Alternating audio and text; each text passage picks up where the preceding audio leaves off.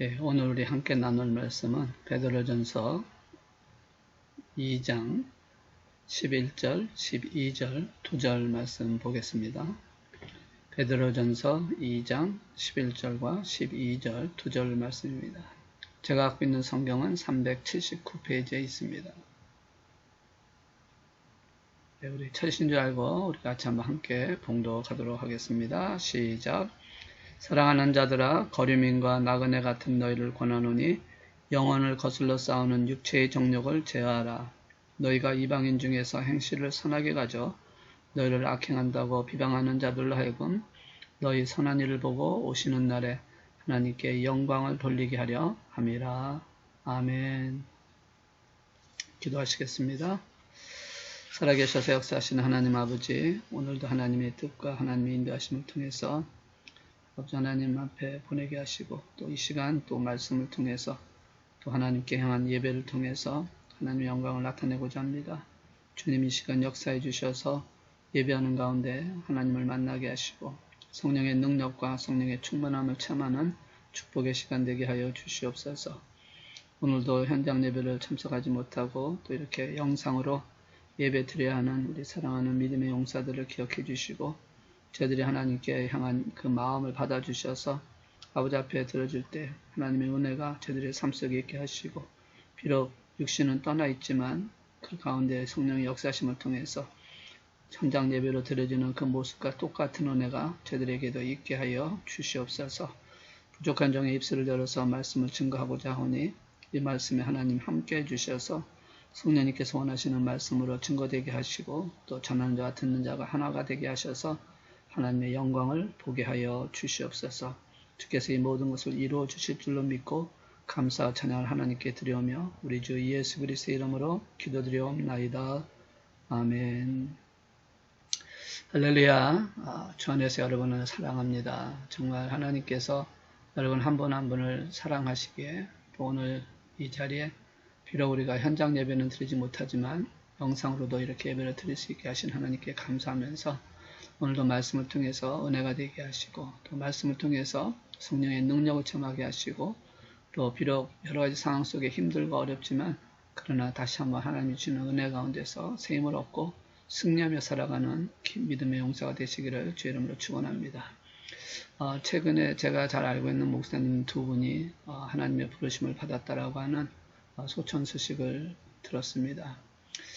그 소식을 들으면서 인생은 나그네는 사실이 다시 한 번 더 강하게 마음속에 와닿습니다. 제가 저희 교회가 속해 있는 남침례 교단, 저희들이 1년에 한 번씩 전 미주 지역에 있는 교회들이 모여서 총회를 합니다. 그래서 지역마다 이렇게 돌아가면서 총회를 하는데 그 총회를 하러 갔다 올 때에 항상 느끼는 것 중에 하나가 뭐냐면 바로 인생은 나그네다라고 하는 것을 느껴봅니다. 어느 시간이 됐을 때 그곳에 모이게 해서 많은 목사님들이 차를 타고 오거나 비행기를 타고 모입니다. 그리고 회의를 하고 세미나를 하고 부흥회를 하고 여러 가지 상황을 하다가 그리고 시간이 되면 다 뿔뿔이 흩어져 다시 각자 섬기는 교회를 향해서 가게 됩니다. 그래서 주차장에 꽉 채였던 차들이 싹 빠져나가는 그 모습을 보면서 참 인생이라는 것이 그렇구나라는 생각을 해보고 또 인생은 정말 나그네하다 보였다가 흩어지는 사건, 우리가 이 땅에 왔다가 하나님께로 돌아가는 역사가 이루어지는 사건이다라는 것을 실감하게 됩니다. 그래서 신앙생활이 뭘까 하는 생각을 해보는데요. 지난 8월 26일자 외신 소식에 의하면 이런 소식이 났습니다. 산토스 데 수자라고 하는 브라질 여성 하원의원이 남편 살인 교사 혐의로 체포는 되지 않고 조사를 받고 있다라는 그런 뉴스였습니다. 그런데 왜 이게 뭐 이렇게 큰 대단한 일이냐라고 생각하는데 그 안에 있는 내용을 보면 참 그렇게 외신에 나올 만한 내용이다라는 생각을 해봅니다. 첫째는 이 여인이 브라질 여성의 하원이었던 이 산토스 데 수자라고 하는 여인은 빈민가 출신의 여인으로서 하원의원이 되었다 할 정도로 어떻게 보면 자가 성공한 사람이었다라고 그렇게도 볼 수가 있는 사람이죠. 그리고 그보다 더 특별한 것은 그 사람이 30살 때에 이 여인이 수가라고 하는 여인이 30살 때에 14살 먹은 아이를 입양을 합니다. 그래서 입양을 해서 키우다가 그 입양한 아들을 결혼을 하게 됩니다. 그래서 남편으로 16살 차이 나는 그 아이를 자기 아들로 삼았다가 남편으로 이렇게 하는 일을 하게 됩니다. 그리고 또 놀라운 것은 이 여인이 기독교 하원년이 되기 전에는 기독교의 복음성가 가수로 알려졌던 사람이라고 얘기합니다. 그리고 이 남편인 16살 연하의 남편은 목사라고 합니다. 그래서 이 복음지 그 교회 안에서는 알려진 또 이렇게 영향력이 있는 그런 분이라고 그런 사람들이라고 얘기를 합니다.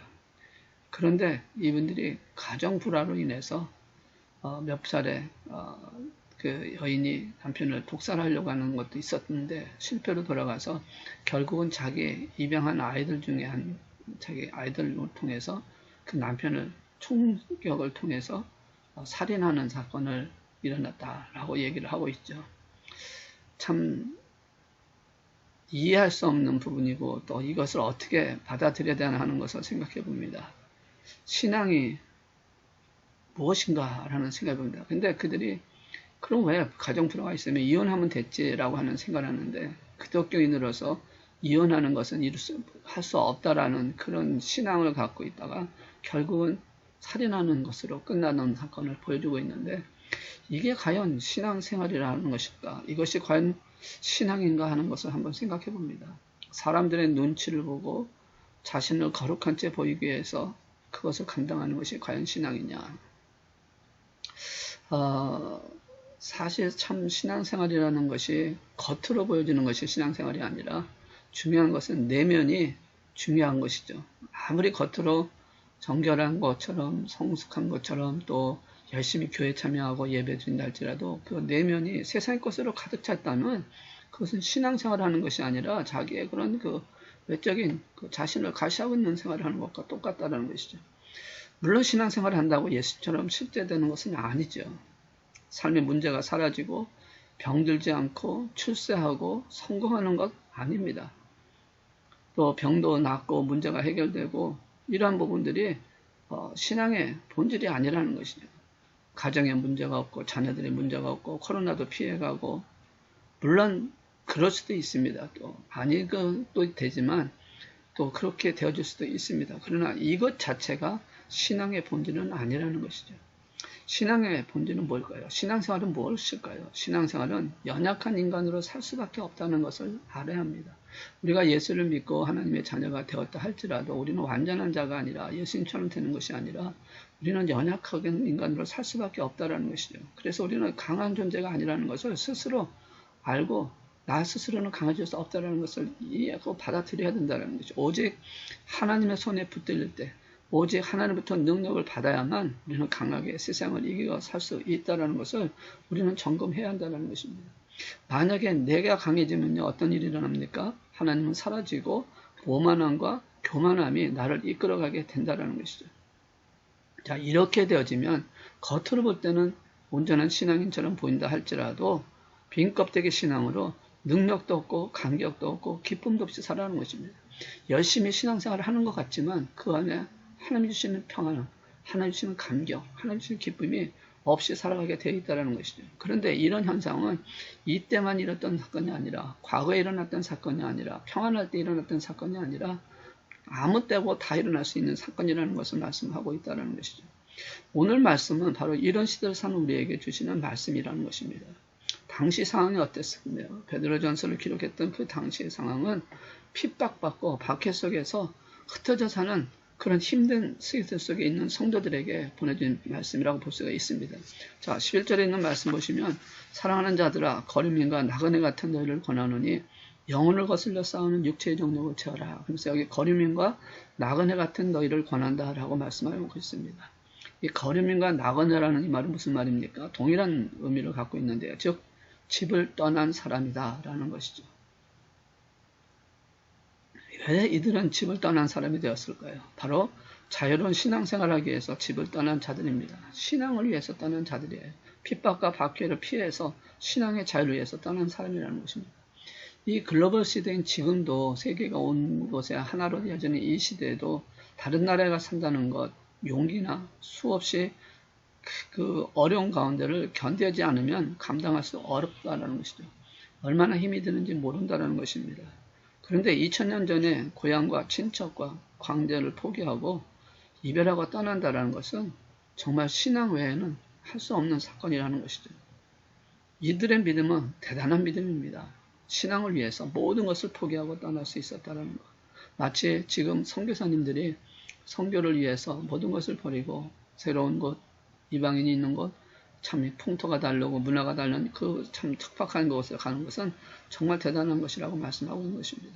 그런데 11절에 보시면 베드로가 그들을 향해서 이렇게 권면하고 있지 않습니까? 영혼을 거슬러 싸우는 육체의 정욕을 제하라 라고 말씀을 하고 있다는 것이죠. 세속적인 욕망이란 뜻인데 한번 생각해 보십시오. 신앙을 위해서 모든 것을 포기한 사람에게 세속적인 욕망이 있다면 얼마나 있겠습니까? 이들은 정말 신앙을 자유를 위해서, 신앙을 위해서 모든 걸 버리고 떠났다면 칭찬해주고 잘했다고 하는 것이 더 옳은 것이 아닐까요? 그런데 베드로는 지금 11절을 통해서 육체의 정욕을 제어하라고 말씀을 하고 있다는 것입니다. 근심하고 권면하고 있다는 것이죠. 이게 무슨 말이냐면 아무리 사람이 신앙을 위해서 또 자유를 위해서 신앙의 올바른 것을 하기 위해서 갔다 할지라도 끊임없는 세속적인 욕망에 대한 유혹이 있다라는 것을 알아야 한다라고 말씀을 하는 것입니다. 믿음 안에 살아도 결심하고 있어도 세속적인 욕망은 빠르지 않고 계속 존재하고 있다는 것을 알아야 한다는 것이죠. 예수님 한번 생각해 보십시오. 예수님께서 공생애를 시작하기 전에 40일 동안 금식을 하시고 이제 하나님의 가장 큰 은혜 안에서 성령의 충만한 가운데 있을 때 어떤 일이 먼저 왔냐면 마귀가 찾아와서 3번씩이나 예수님을 유혹하는 장면이 나온다는 것이죠.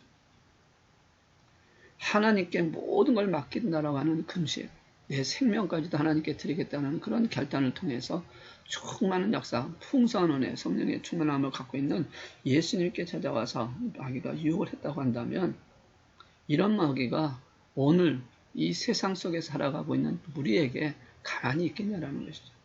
예수님조차도 찾아가서 유혹했던 그 마귀가 오늘 우리를 향해서도 또 신앙 안에서 살면서도 하나님을 향한 뜨거운 고백을 통해서 주님만 위해 살겠다고 고백한다 할지라도 결심한다 할지라도 그것을 가만히 두겠냐라고 하는 것입니다. 마귀의 유혹은요 참 교묘한 방법으로 유혹을 하게 됩니다. 우리는 그것을 알아야 합니다. 고난당할 때는요 고난을 이용해서 유혹을 합니다. 평안할 때는 평안을 이용해서 유혹을 한다라는 것이죠. 그러니까 그 사람의 신앙의 깊이, 신앙의 연루, 그런 것과 전혀 상관이 없다라는 겁니다. 직분자 상관없다라는 겁니다. 심지어는 목사까지도 공격하지 않습니까? 그래서 베드로전서 5장 8절에 있는 말씀 보시면 이렇게 말씀하고 있습니다. 근신하라 깨어라 너희 대적 마귀가 우는 사자같이 두루다니며 삼킬 자를 찾나니 라고 말씀을 하고 있습니다. 우는 사자와 같이 삼킬 자를 찾고 있다라는 것입니다. 그래서 근신하여 깨어 있어야 된다라는 것이죠. 그런 근신하여 깨어 있다라는 것은 어떻게 사는 것을 말합니까? 오늘 12절에 있는 말씀 보시면 너희가 이방인 중에서 행실을 선하게 가져 너희를 악행한다고 비방하는 자들 하여금 너의 선한 일을 보고 오시는 날에 하나님께 영광을 돌리게 하려 함이라 라고 말씀하고 있습니다. 자, 이 무슨 말입니까? 행실을 통해서 이것을 이겨나가야 한다는 것입니다. 그런데 이 행실이 어디에서 일어난 겁니까? 보호되는 신앙인 안에서, 그리스도인 안에서? 아니요. 그 말이 아니라 오늘 12절에 있는 말씀 보시면 이방인 중에서라는 단어를 쓰고 있습니다. 이 이방인이라고 하는 단어는 무슨 말입니까? 하나님을 믿지 않는 사람들 가운데서라는 뜻이죠. 즉 무슨 말이냐면 세상에 속해 있는 사람들 가운데서 행실을 선하게 해야 한다라고 말씀을 하는 것입니다. 그렇게 하면 지금 세상에서 교회를 향해서 그리스도를 향해서 비방하고 우리의 선한 악행하는 사람들에게 선한 행실을 통해서 그들이 하나님께 영광 돌리는 날이 반드시 올 것이라는 것을 말씀을 하고 있다는 것이죠. 마태복음 5장 16절에 있는 말씀 보시면 이렇게 말씀하고 있습니다. 이같이 너희 빛이 사람 앞에 비치게 하여 그들로 너희 착한 행실을 보고 하늘에 계신 너희 아버지께 영광을 돌리게 하라 라고 말씀합니다. 우리의 빛이 사람 앞에 비치게 해요. 그들로 너희 착한 행실을 보고, 그러니까 우리가 빛을 발하는 그 가운데 우리의 착한 행실을 보고 하늘에 계신 아버지께 영광을 돌리게 하라라고 말씀하고 있습니다. 그렇습니다. 우리는 세상의 빛입니다. 세상에 빛을 비춰야 할 사람들이라는 것이죠. 그래서 예수님께서 말씀하시기로는 세상 사람들이 우리가 얼마나 믿음이 깊은지 아니면 얼마나 오랜 신앙생활을 했는지 볼지를 못합니다. 그거는 볼 수가 없습니다. 아니, 알지도 못하죠. 그들이 보는 것은 오직 우리들의 모습입니다. 우리들의 행함입니다. 그래서 예수 믿는 사람들이냐는 것이죠. 예수 믿는 사람답게 살고 있냐는 것을 본다는 겁니다. 이것은 신앙의 연령과 신앙의 깊이와 그리고 어떤 직분을 가졌냐, 그게 중요한 것이 아니라 정말 그리스도인답게 사느냐라는 것이죠. 세상 사람들의 평가가 무엇이 중요하냐라고 얘기하실 수 있습니다. 물론 그렇습니다. 우리의 평가는 하나님이 주신 평가가 더 중요합니다. 하나님께 인정받는 것이 훨씬 중요합니다. 그렇지만 우리가 하나님께 인정받을 뿐만 아니라 세상 사람들의 그 안에 빛을 비추는 착한 행실을 통해서 가장 중요한 것이 12절 끝에 있는 말씀처럼 하나님께 영광 돌리게 하는 삶으로서 우리가 보여져야 한다라는 것입니다. 나만 하나님께 영광 돌리는 것이 아니라 그들과 함께 하나님께 영광 돌리는 세계가 되어야 된다는 것이죠. 그래서 하나님은 우리에게만 영광 받으시기를 원하시는 하나님이 아니시라 모든 세계가, 모든 사람이 하나님께 영광 돌리기를 원하고 또 그렇게 받으셔야 할 분이시라는 것을 말씀하고 있습니다. 나로 영광, 그리고 나를 통해 하나님을 알지 못하는 사람들까지도 하나님께 영광을 돌리게 한다면 얼마나 그것이 자랑스러운 일이고 얼마나 아름다운 얘기가 되죠. 그래서 오늘 12절에 있는 말씀처럼 선한 행실로 이방인 가운데서 하나님께 영광 돌리게 되는 삶을 살라고 말씀하고 있는 것입니다. 자, 그럼 우리는 선한 행실은 무엇일까? 하나님 앞에 착한 행실을 드리는 것이 무엇일까 하는 것을 한번 잠깐 보기 원합니다. 자, 다시 한번 11절을 보시면 육체의 정욕을 제하라고 말씀합니다. 선한 행실, 착한 행실, 그것을 통해서 보여주기 위해서는 육체의 정욕을 제하는 삶을 사는 것이다 라는 것입니다. 이 육체의 정욕은 무엇입니까? 인간의 타락한 본성이라는 것이죠. 즉 죄의 세력과 욕망이라는 것입니다. 하나님의 뜻을 거스르고 세상의 즐거움과 육체의 쾌락을 따라 살고자 하는 그런 악한 욕망이 바로 육체의 정욕이라는 것이죠. 창세기 4장 7절에 있는 말씀 보시면 네가 선을 행하여 어찌 낫을 들지 못하겠느냐. 선을 행하지 아니하면 죄가 문에 엎드려 있느니라. 죄가 너를 원하나 너는 죄를 다스릴지니라 하면서 가인에게 하나님께서 하신 말씀입니다. 가인에게 있다는 죄의 본성을 싸워 이겨야 한다라고 말씀합니다. 바울도 두 가지 마음이 있는데 서로 싸우고 있다라고 말씀하고 있지 않습니까? 육체의 소욕과 성령의 소욕. 그래서 내 안에 두 개가 싸우고 있다. 선을 하고자 하는 마음이 있는데 그것을 막고자 하는 내 안에서 싸우고 있다는 거죠. 이것을 성령의 도우심으로 싸워 이겨야 한다라고 말씀하는 것입니다. 그래서 로마서 8장 12절에서 14절에 있는 말씀을 통해서 보시면 이런 말씀합니다. 그러므로 형제들아 우리가 빚진 자로 돼 육신에게 져서 육신대로 살 것이 아니니라. 너희가 육신대로 살면 반드시 죽을 것이로되 영으로서 몸의 행실을 죽이면 살리니 무릇 하나님의 영으로 인도함을 받는 사람은 곧 하나님의 아들이라 라고 말씀을 하고 있다는 것이죠. 성령을 따라 행하라고 말씀하는 것입니다. 바로 우리가 선한 행실을 하는 것은 바로 성령을 따라 행하는 것입니다. 성령을 따라 인도하심에 따라 기도의 사람이 되고 말씀의 사람이 되고 육신의 정욕과 죄를 이겨서 살아가는, 그래서 하나님의 나라에 온전하게 영광을 비추는, 그래서 모든 사람들에게 본을 보임으로 말미암아 우리의 착한 행실을 통해서 하나님께 영광 돌리게 하는 삶을 살게 하는 것이 바로 선한 행실을 이루는 사람이다 라고 말씀하고 있습니다. 선한 일을 행하는 것이 바로 무엇일까? 바로 이것은 하나님, 예수님을 닮아가는 것이라고 말씀합니다. 12절에 있는 말씀 보시면 오시는 날에 하나님께 영광을 돌리게, 오시는 날, 누가 오십니까? 예수님이 오시는 날이죠. 그래서 예수님께 오시는 날까지, 다시 말하면 예수님을 닮아가는 것이죠. 그것이 바로 선한 일이라고 말씀합니다. 그 당시에 그리스도인들은 이방인들에게 많은 오해를 받고 또 비방의 말을 많이 들었습니다. 왜 그랬냐면 그들은 다른 사람들을 미워한다. 예수 믿는 사람들만 좋아하고 안 믿는 사람들은 미워한다라는 그런 오해가 샀었고 또 비도덕적인 행동을 한다. 그래서 서로 사람을 죽여서 피를 먹는다. 주의 만찬하는 것을 통해서 그렇게 오해를 했었고요. 또 가족관계가 너무나 음란하다라고 얘기합니다. 왜냐하면 예수를 믿고 나면 다 형제요 자매라고 하는 그 관점으로 맺어지니까 그래서 가족관계가 음란하다. 그래서 서로를 그렇게 그 불륜적인 관계로 맺고 있다라고 그렇게 오해를 했습니다. 그리고 노예들이 주인에게 반항을 한다. 노예도 형제요 자매라고 하는 그런 계통을 통해서 노예가 주인들을 때린다. 또 반항한다라고 하는 그런 이름으로 오해를 하고 있다는 것이죠. 이와 같은 이방인들의 오해를 벗고 오히려 그런 고난에서 교회를 지키고 성도들을 보존하기 위해서 그들과 싸운 것이 아니라 오히려 그들에게 선한 행실을 통해서 그들에게 기감이 되는 본을 통해서 하나님은 그리스도인의 삶을 보여주라고 말씀을 하는 것입니다. 결국 무슨 말입니까? 탐욕과 이기심을 버리고 이웃과의 관계를 바르게 하여 사회적 책임을 다하여 착한 행실을 이방인에게 빛이 되는 모습을 살라고 말씀합니다. 그 삶이 바로 무엇이냐면 로마서 12장 9절에서 21절까지 있는 말씀을 통해서 우리에게 말씀하고 있는데요. 잠깐 로마서 12장 9절에서 21절에 있는 말씀을 한번 잠깐 보겠습니다. 조금 길지만 제가 봉독을 하도록 하겠습니다. 사랑에는 거짓이 없나니 악을 미워하고 선을 속하라. 형제를 사랑하여 서로 우애하고 존경하기를 서로 먼저 하며 부지런하여 게으르지 말고 열심을 품고 주를 섬기라. 소망 중에 즐거워하며 환난 중에 참으며 기도에 항상 힘쓰며 성도들의 쓸 것을 공급하며 손대접하기를 힘쓰라. 너희를 박해하는 자를 축복하라. 축복하고 저주하지 말라. 즐거워하는 자들과 함께 즐거워하고 우는 자들과 함께 울라.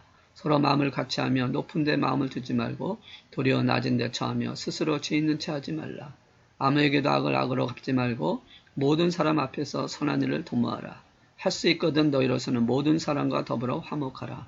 내 사랑하는 자들아 너희가 친히 원수를 갚지 말고 하나님의 진노하심에 맡기라. 기록되었으되 원수 갚는 것이 내게 있으니 내가 갚으리라고 주께서 말씀하시니라. 내 원수가 줄이거든 먹이고 목마르거든 마시게 하라. 그리함으로 네가 숯불을 그 머리에 쌓아 놓으리라. 악에게 지지 말고 선으로 악을 이기라. 아멘. 자, 이 말씀을 통해서 우리에게 뭐라고 말씀합니까? 예수님께서 하셨던 그 모든 사건과 같은 말씀입니다. 이웃을 사랑하라는 것이죠. 이웃을 내 몸같이 사랑하라는 것입니다. 그래서 모든 것을 받아들일 수 있는 이해와 그들을 위해서 기도하고 그들을 안아줄 수 있는 것이 되어야 된다는 거예요. 예수님이 오셔서 하셨던 게 바로 무엇이었습니까? 사랑하신 거잖아요. 물론 바리새인이나 서기관과 사두개인 같은 사람들에게는 하나님께서 그들을 향하여 독사의 자식이다, 회칠한 담이다라고 그들을 헐면했지만 그 하셨던 목적도 그들을 어떻게 하든지 구원하시고자 하시는 하나님의 마음을 예수님께서 갖고 있었다는 것이죠. 예수님께서 오셔서 그들에게 핍박을 받으시면서도 그는 어떻게 했습니까? 선한 모습을 보였습니다. 그들을 위해서 기도하고 결국 그들을 위해서 십자가를 지시고 그 죽으시고 부활하신 사건을 통해서 우리에게 말씀하고 있지 않습니까? 사도행전 10장 38절에 있는 말씀 보면 분명히 이렇게 말씀합니다. 하나님이 나사렛 예수에게 성령과 능력을 기름 붓듯 하셨음에 그가 두루다니시며 선한 일을 행하시고 마귀에게 눌린 모든 사람을 고치셨으니 이는 하나님이 함께 하셨습니다.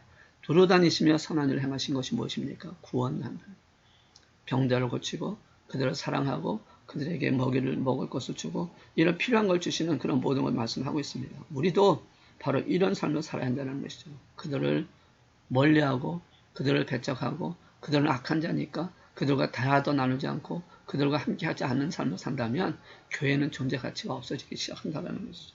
우리도 성령을 받아 성령의 능력으로 선교하고 봉사하고 또 선한 일을 행하는 저 여러분이 될 때 이것이 바로 이를 통해서 하나님께 영광 돌리는 삶이 되어진다는 거죠. 근데 이것을 언제까지 합니까? 주님이 오시는 날까지라는 것입니다. 재림하실 때까지라는 것입니다. 인류의 종말과 심판의 날이 올 것을 분명히 약속을 하고 있습니다.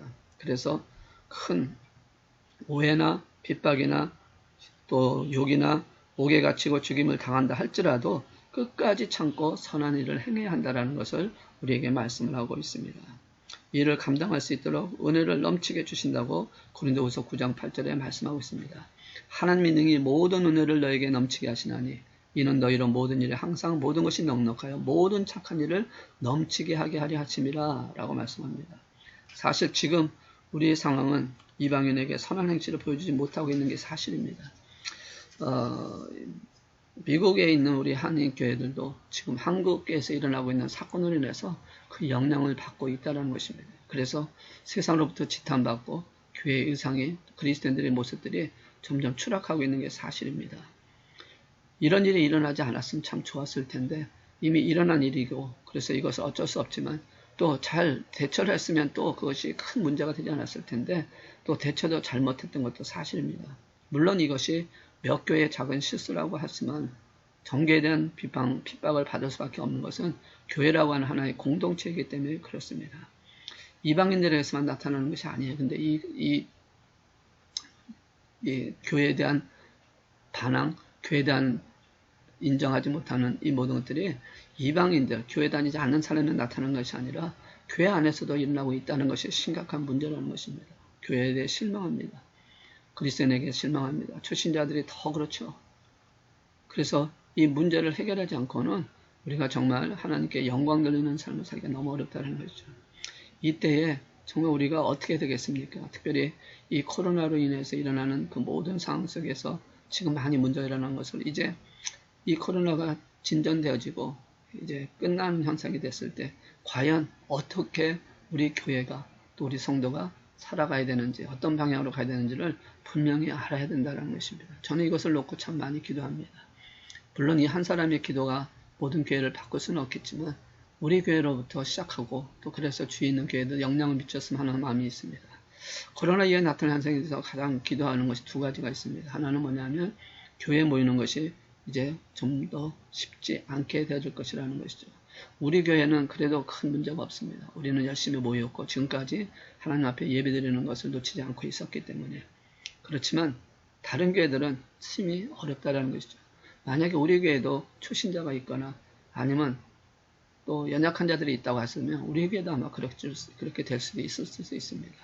지금 꼭 교회에 들여서 예배 드려야 하는 그런 의심 또 그런 의구점들이 지금 많은 사람들에게 나타나고 있다는 것이죠. 큰 교회에서 일어나고 있는 현상이기 때문에 지금 말씀합니다. 제가 왜 이걸 걱정하냐면 우리 교회가 지금은 괜찮다 했지만 문제는 두 번째입니다. 전도를 할 수 없다라는 것입니다. 전도의 문이 닫혔다라는 문제입니다. 이것이 걱정이라는 것이죠. 기독교 역사를 보면 힘들고 어려운 사건이 있을 때 그것이 끝나고 나면 항상 교회가 큰 칭찬을 받고 그들을 회복하는 데 영향을 미쳤는데 이번에는 교회가 오히려 그 원인의 그 문제가 되어지고 있는 상황이라서 끝나고 나서 이것이 과연 가능해질까라는 생각을 참 많이 합니다. 왜냐하면 전도라는 것은 무엇입니까? 대면 관계이지 않습니까? 그리고 서로 나누는 관계입니다. 그런데 이것이 점점점 힘들어질 것이고 어려워진다는 것이죠. 그리고 또 교회가 좋은 모습을 보여서 착한 행실을 통해서 선한 모습을 보였다면 좋은데 그러지 아니하고 교회가 어려운 모습을 보여주고 오히려 그런 문제의 근원이 됐다라고 하는 그런 것이 넘어가 있기 때문에 심지어는 어떤 가게는 한국의 어떤 가게는 이렇게 써놨다고 합니다. 기독교에는 들어오지 마십시오. 참 이게 참 웃어댈 얘기가 아니라 심각한 상처라는 것이죠. 어떻게 전도를 해야 될까? 이게 참 문제입니다. 그렇지 않아도 이 힘들었던 전도인데 만나도 또 그런 어떤 상황 속에서 교회와 그리스도의 예수 그리스도 전한다 할지라도 받아들이기 어려운 상황인데 이제 이런 상황 속에서 더 힘들다는 것이죠. 예수님의 지상명령이 무엇입니까? 전도 아닙니까? 증인이 되는 삶이 아닙니까? 우리 교회가 지금 가야 될 그런 꿈도 10분의 40장이고 바로 그곳은 이방인들이 있는 곳이기 때문에 그곳에 가서 교회가 바로 서야 한다는 것은 참으로 힘든데 어떻게 그것을 세울 수 있느냐. 세상과 등진 교회는 존재 의미가 없다라고 볼 수가 있습니다. 이제 우리 교회도 세상과 등지는 교회가 아니라 세상을 팔고 세상을 이끌어갈 수 있는 그래서 이방인들 전혀 알지 못하는 자들에게 영향을 미칠 수 있는 이 10절에 있는 말씀처럼 너희의 선한 일을 보고 오시는 날에 하나님께 영광을 돌리게 하려고 하시는 이 착한 행실을 이방인에게 영향을 줄 수 있는 신앙생활을 하는 저 여러분 되시기를 주 이름으로 축원합니다. 그들이 원하는 것, 이방인들이 원하는 것은 무엇일까요? 교회다운 교회요, 성도다운 성도입니다. 이건 다르게 말하면 예수님 닮은 삶을 원하고 있다는 것입니다. 우리가 원하는 삶은 예수님 닮은 삶이에요. 예수님께서 이 땅에 계셨을 때 하셨던 일, 아까 말씀드렸지만 우리가 무엇을 하느냐에 따라서 예수님의 영향을 보여줄 수가 있다는 것입니다. 우리가 그들을 배척하고 우리가 그들과 구별해서 그들과 관계를 멀리하고 나만 옳다, 나만 바르다, 나만 산다고 한다면 우리는 전도하는 일을 할 수가 없다라는 것입니다. 우리가 서로 사랑하고 서로 이해하고 서로 도와주고 선한 행실을 통해서 하나님의 영광 돌리는 그날을 바라보면서 우리가 예수 닮아가는 삶을 살아갈 때 그 삶 속에 하나님의 놀라신 능력과 역사가 임하게 될 줄로 믿습니다. 주께서 우리 안에서 말씀하시는 게 바로 뭡니까? 바로 오늘 12절에 있는 말씀처럼 너희가 이방인 중에서 행실을 선하게 가져 너희를 악행한다고 비방하는 자들로 하여금 너의 선한 일을 보고 오시는 날에 하나님께 영광을 돌리게 하라. 우리를 통해서 하나님께 영광 돌릴 뿐만 아니라 우리를 통하여 그들까지도 하나님께 영광 돌리게 하는 삶을 살아갈 수 있는 그런 믿음의 사람, 그런 우리 그리스도인, 그런 우리 만한교회 성도, 우리 만한교회가 되기를 주의 이름으로 축원합니다. 기도하시겠습니다. 모든 것의 주권자이시고 능력자이신 하나님 아버지, 정말 우리 만한교회가 우리 사랑하는 성도가 정말 우리의 선한 일을 통해서 우리의 착한 행실을 통해서 주님 오시는 날 모두가 하나님께 영광 돌리는 삶을 살게 하시는 그 일을 감당할 수 있는 교회가 되게 하여 주옵소서. 그러기 위해서 우리는 무엇보다도 예수님 닮아가는 자가 되게 하여 주옵소서. 육신의 정욕을 제어하고 정말 예수님처럼 예수님을 닮아가는, 그래서 우리가 겉으로만이 아니라 내 안에 계시는 성령님의 역사심과 인도하심에 따라서 하나님 앞에 드려지는 삶이 되게 하여 주셔서 이 모든 통해서 하나님의 나라가 저들의 삶 속에 임하게 하여 주시고 하나님의 크신 뜻이 나타나게 하여 주시옵소서. 주께서 이 모든 것을 이루어 주실 줄 믿고 감사와 찬양을 하나님께 드리오며 우리 주 예수 그리스도의 이름으로 기도드리옵나이다. 아멘. 이제 우리 자유롭게 기도하시겠습니다.